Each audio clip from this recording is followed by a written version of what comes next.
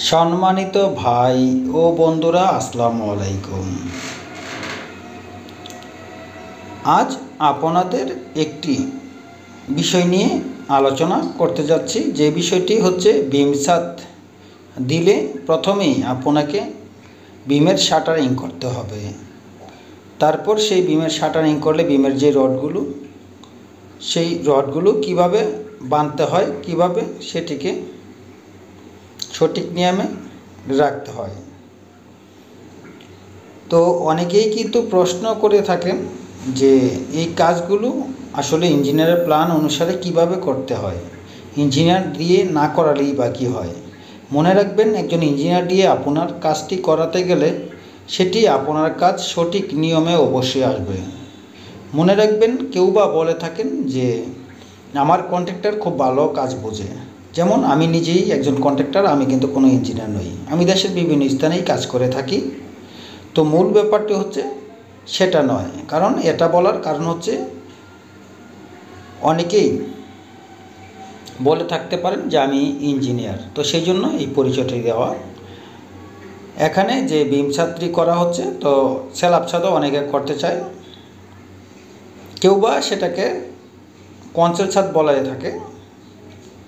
তো ফ্ল্যাট ছাদ মূলত সেই ছাদ থেকে বিম ছাদ আপনার ভালো, আর সেই ছাদে আপনার খরচ অনেক বেশি পরিমাণ পড়ে যায়। যেমন মজবুতের দিকেও অনেকে বলে থাকে সেটি মজবুত হয় না, এবং মালামালও বেশি দিয়ে থাকে। স্ল্যাব ছাদে আপনার প্রতিটি স্ল্যাব ছাদে যদি হয়ে থাকে, সেই স্ল্যাব ছাদের বিমে কিন্তু আপনার যেখানে রড লাগতেছে, এখানে 6টি ধরুন 6টি মেইন রড, 2টি এক্সট্রা টপ, 8টি লেগেছে, সেখানে কিন্তু আপনাকে ডাইরেক্ট রডই দিতে হবে, মেইন রডই দিতে হবে। লং রড যেটাকে বলা হয় সেটা কিন্তু কমপক্ষে 10 থেকে 12টি, তাহলে রড কিন্তু আপনার বেশি পরিমাণ চলে গেল। আর ডালাইয়ের ক্ষেত্রেও সেখানে মোটামুটি আপনার 7.5 ইঞ্চি থেকে 7 ইঞ্চি পর্যন্ত সাথে ডালাই দিতে হয়। আর যদি আপনি বিম ছাদ দেন, সেখানে কিন্তু 5 ইঞ্চি ডালাই হলে হয়, যেমনটি যেমন ইঞ্জিনিয়াররা উল্লেখ করে থাকে প্ল্যানে, যে 15 ইঞ্চি ছাদের বিম হচ্ছে। তো মূলত আসলে 5 ইঞ্চি ছাদের ডালাই আর 10 ইঞ্চি হচ্ছে নিচের ঝুল বিম, মানে ঝুলে থাকে, যেটা সব মিলিয়ে হয়েছে 15 ইঞ্চি। তো এই বিমগুলো বাঁধার কিন্তু কিছু ক্যাপাসিটি রয়েছে। আপনার ইঞ্জিনিয়ারিং প্ল্যানে কিভাবে রয়েছে সেটি আপনাকে ভালোভাবে খেয়াল করতে হবে। তবে একটি জিনিস এখন বর্তমানে প্রতিটি ইঞ্জিনিয়ারদের ওপর আমি যতটুকু জানি সেটি চাপ দেওয়া রয়েছে গোড়া থেকে, রাজক থেকে, যে প্রতিটি কলমের রডের ভিতর দিয়ে বিমের রড যেতে হবে। কারণ ভূমিকম্প সহনীয় যে কাজগুলো হয়ে থাকে সাইটে হলে অনেক সময় সেটি নাকি স্লিপ কাটতে পারে। তো সেই জন্য প্রতিটি রডই আপনার কলমের রডের ভিতর দিয়ে যেতে হবে বিমের রডগুলো। সেক্ষেত্রে কি করতে হবে, অনেক সময় আমাদের ইঞ্জিনিয়াররা বলে থাকে বা ইঞ্জিনিয়াররা দিয়ে থাকে যে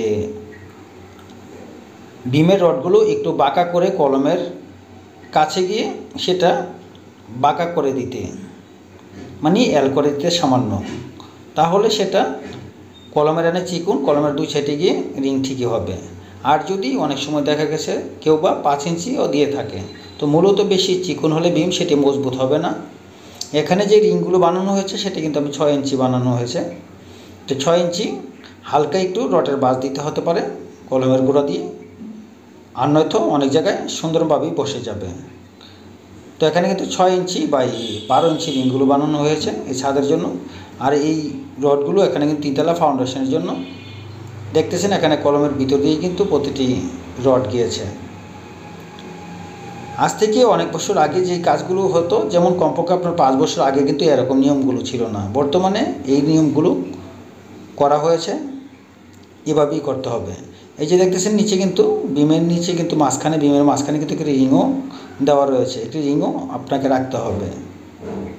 এই বিষয়গুলো আপনার খেয়াল রাখতে হবে। আর ইঞ্জিনিয়ারিং প্ল্যানে আপনার যে রিংগুলো আপনি বাঁধতেছেন বিমের, সেখানে আপনার কিভাবে বাঁধতে বলা হয়েছে, কি সেখানে L4-এ বাঁধা হয়েছে দিতে বলেছে নাকি L3-তে, সেটি অবশ্যই প্ল্যান অনুসারে। এখানে কিন্তু আমি L4-এ বাঁধতেছি। যে বিমগুলো সাইডে রয়েছে আপনার 5 ইঞ্চি করে, এবং ঠিক মিডলে রয়েছে 7 ইঞ্চি করে, মানে 5 ইঞ্চি বাই 7 ইঞ্চি করে, সেটিকে L4 তো অবশ্যই অনেকেই জানেন, যারা নতুন তাদের জন্য বলা।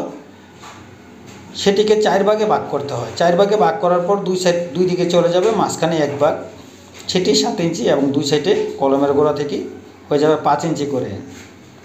তো এভাবে কিন্তু বাঁধা হয়। আর এখানে যে এক্সট্রা টপগুলো কীভাবে দিতে হবে সেটিও কিন্তু আপনাদের আমি দেখাবো পরবর্তী ভিডিওতে, অবশ্যই সেই জন্য অবশ্যই সাথে থাকবেন।